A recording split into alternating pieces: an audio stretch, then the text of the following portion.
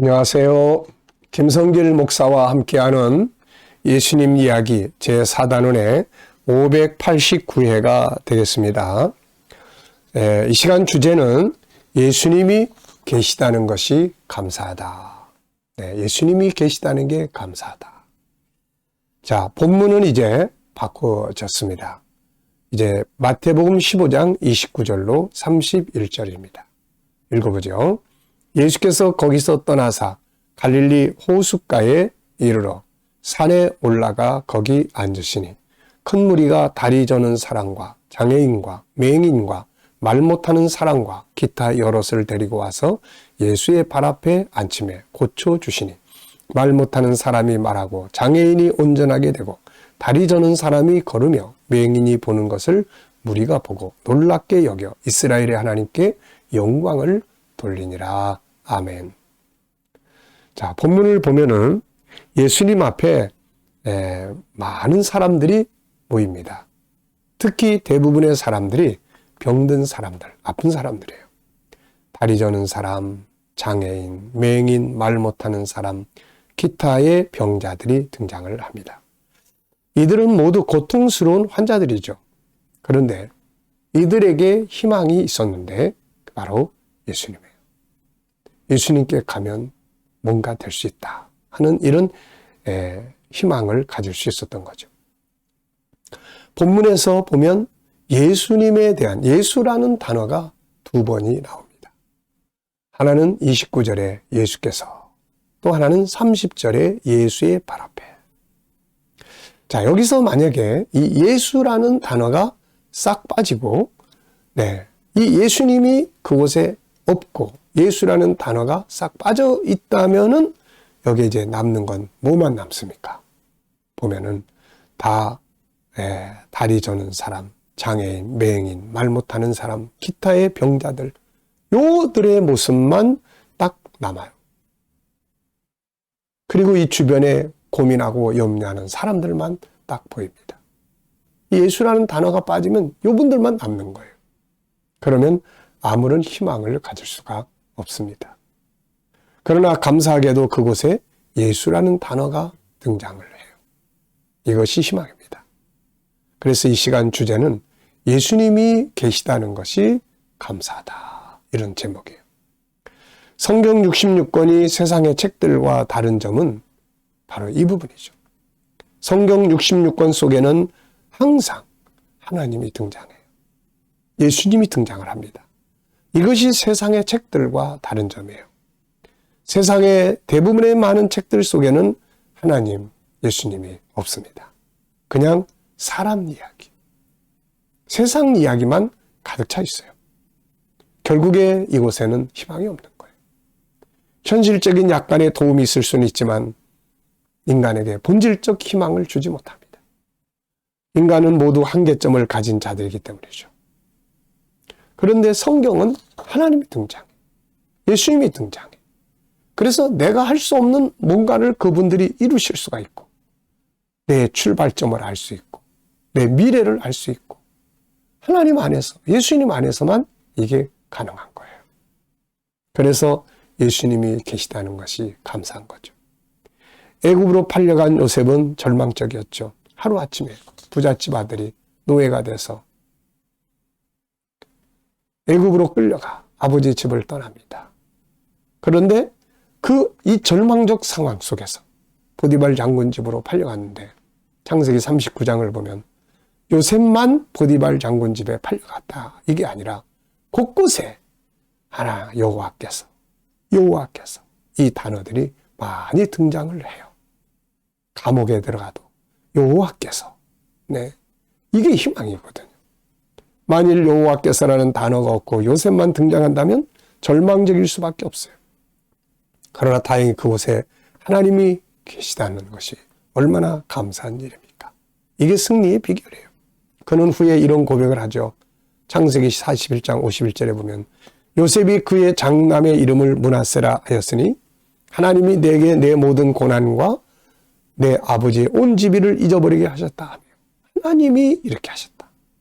차남의 이름을 에브라임이라 하였으니 하나님이 나를 내가 수고한 땅에서 번성하게 하셨다 하며 하나님이.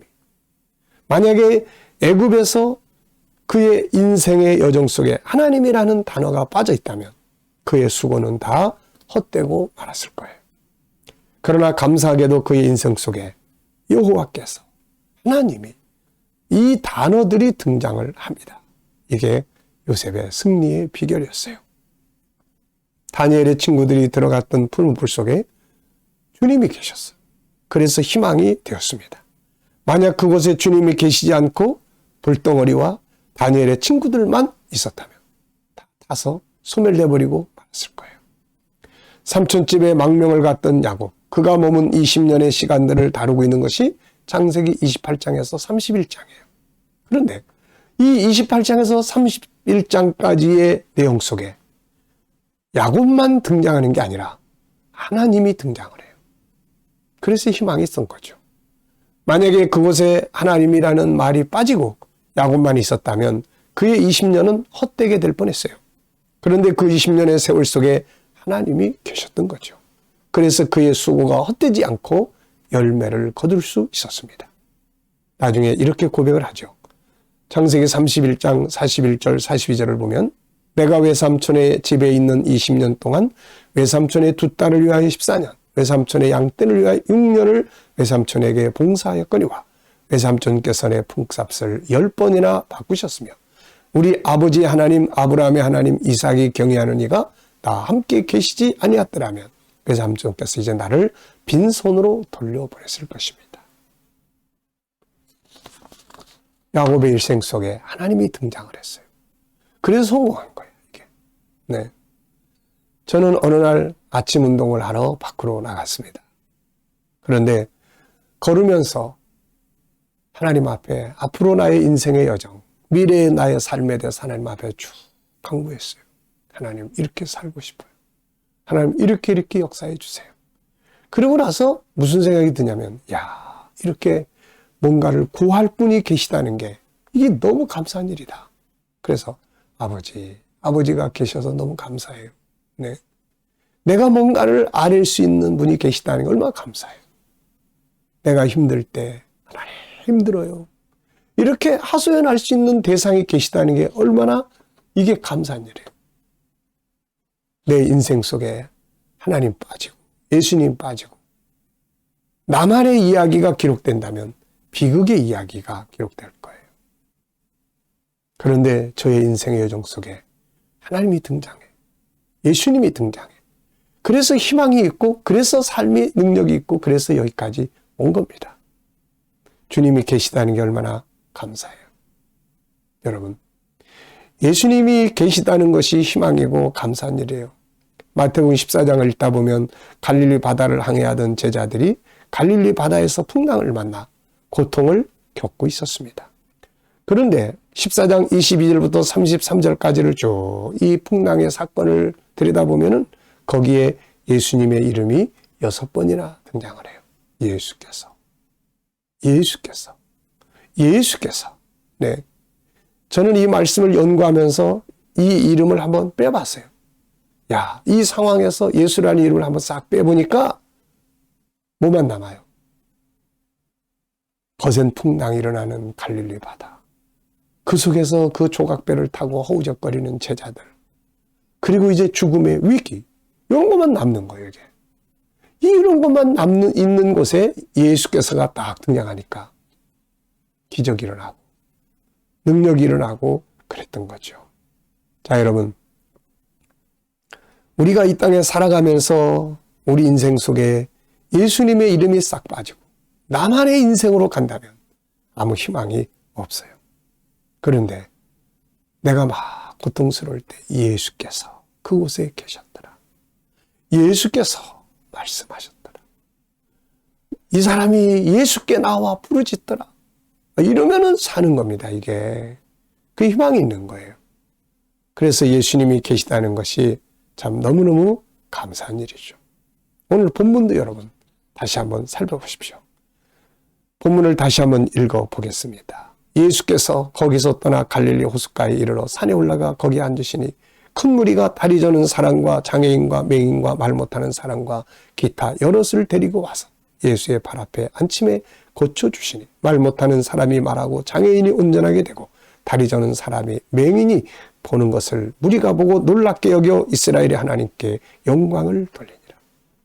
이 속에서 예수라는 단어를 빼버리면 병든 자만 남고 그들의 아픔과 고통과 절망만 남는 거예요.